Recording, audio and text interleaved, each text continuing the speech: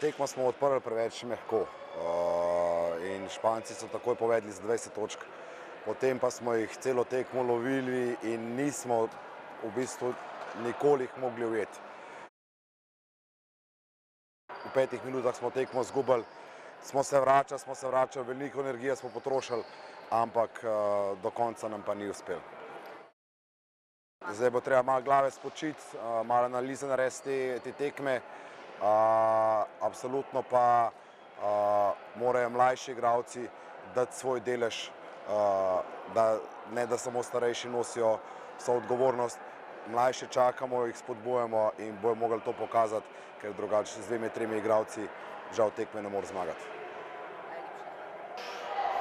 Malo smo bili utrujeni, ni nam šlo. Španci so bili agresivni, izgubljene žoge so bile tukaj. Prespati tole tekmo, jutri nov dan, pripraviti se na treningu, popraviti svoje napake in se pripraviti na tekmo. In mlada Italija zmagamo.